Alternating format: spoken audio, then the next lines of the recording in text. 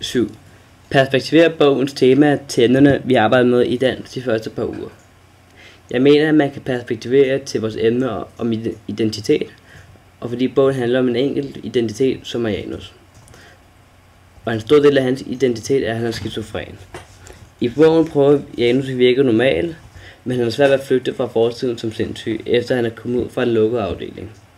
Det lykkedes ham heller ikke at skabe en ny identitet, og det ses især, når ingen straf får, efter at have dræbt Aminas mand.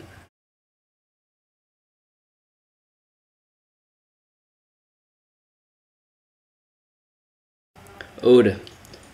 Udsagn. Hvad vil forfatteren have dig til at forstå om livet? Beskriv og redegør. Jeg tror, at forfatteren vil have os til at forstå, at hvis man kæmper for noget, opnår man det i sidste ende. Det viser han ved, at Janus skal fælde Amina, og fordi han ikke giver op i hans jagt efter hende, opnår han til sidst hans mål, nemlig at han finder hende.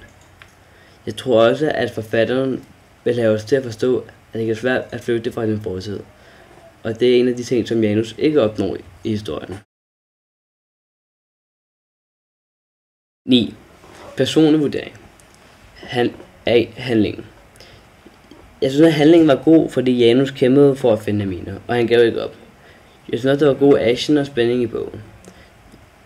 Og jeg synes ikke, man følte sig kedet på nogle tidspunkter. Den var godt nok lidt langtrukken en gang imellem, men i det store hele synes jeg, at handlingen var god. Jeg var dog lidt ked over, at ham og Amina ikke fandt tilbage, og jeg havde heller ikke set den komme, at han ville blive indlagt på en lukket afdeling igen. Det synes jeg var lidt trist.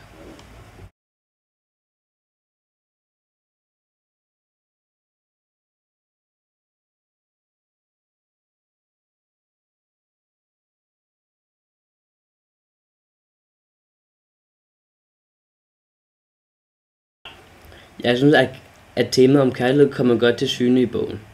Bogen ligger op til nogle moderne problemer, som for eksempel, at danskerne nogle gange ikke må giftes med muslimer.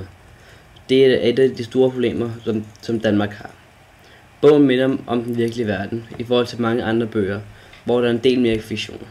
Man kunne selv sætte sig ind i Janus sted, og man kunne nærmest føle hans problemer, fordi det kunne være nogle problemer, som man selv havde i virkeligheden.